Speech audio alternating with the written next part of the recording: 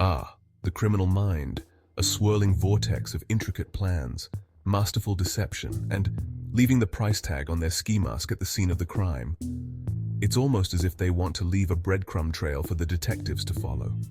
You see, for every Professor Moriarty out there are 1,000 more who seem to operate on the belief that the moment they put on a striped sweater and an ill-fitting ski mask, they become completely invisible to the world. It's a wonder they don't trip over their own feet while making their grand escape. So join me today, dear viewers, as we delve into the top 15 ways. Criminals give away clues, a list that will make you question how some of these individuals ever thought they could get away with their crimes. This list proves that for some, the only thing thicker than their rap sheet is their apparent skull density. It's almost as if they are begging to be caught. Buckle up, because you're about to witness the peak of criminal masterminds at work. Spoiler alert, it's not pretty. Prepare yourself for a journey through the baffling world of criminal blunders. Chapter 4. Talking too much. There's a reason why the strong silent type is often portrayed as mysterious and intriguing. It's because silence can be a powerful tool, creating an air of enigma around a person. It's because the moment they open their mouths, they usually ruin the illusion, shattering the mystique they've built up. The same goes for our criminal masterminds who, despite their best intentions, seem incapable of keeping their mouths shut. They often reveal more than they intend to, whether it's bragging to their buddies at the pub, trying to impress them with tales of their daring deeds, spilling the beans to an undercover cop, posing as a cellmate, thinking they're just making conversation, or confessing their sins to a priest who's legally obligated to keep it real, believing they're seeking redemption. These chatterboxes just can't help but share their criminal exploits with the world. Their need to talk often becomes their downfall, leading to their capture. Chapter 5. Leaving DNA Evidence. We're not even talking about leaving behind a stray hair or a carelessly discarded cigarette butt here, folks. We're talking about next-level DNA negligence, like forgetting your dentures at the scene of a bank robbery, or leaving your half-eaten sandwich on the counter of a convenience store you just robbed. Chapter 6. Using their own phone. In the age of burner phones and encrypted messaging apps, you'd think that using your own phone to call your accomplice in the middle of a heist would be a rookie mistake. And yet, here we are. It seems some criminals are still holding out hope that the authorities haven't quite figured out this whole cell phone tracking thing yet. Spoiler alert, they have. And they're probably laughing at your cunning plan right now.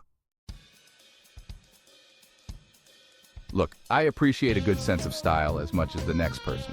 But when you're planning on committing a crime, maybe skip the neon green tracksuit with the sequined tiger on the back. Just a thought. Because nothing screams, I totally didn't rob that bank, like being the only person in a 5-mile radius wearing that particular sartorial masterpiece. It's like they're begging to be caught, one fashion faux pas at a time. You know that feeling you get when you've just pulled off something incredibly stupid and you're instantly filled with regret? Well, imagine that feeling, but instead of quietly slinking away and vowing to never speak of it again, you decide to go back to the scene of your crime and relive the glory days. That's precisely what these criminal masterminds are doing, except instead of reminiscing about the good old times, they're usually trying to retrieve something they left behind, like, say, their dignity or their common sense. Remember that time you accidentally used your debit card to buy groceries when you were supposed to be using your credit card?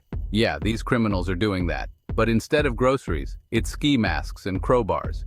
And instead of a mild inconvenience, it's a one-way ticket to a jail cell. It's like they're actively trying to boost their credit score by racking up fraudulent charges. Chapter 13. Using their own handwriting. Look, I get it. Cursive is hard.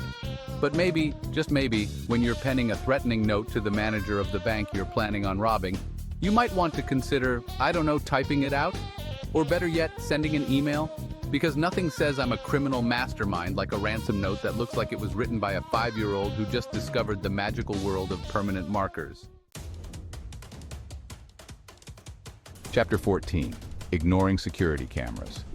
We live in a world where we're constantly being watched. Security cameras are everywhere, From traffic lights to ATMs to the inside of your refrigerator, probably.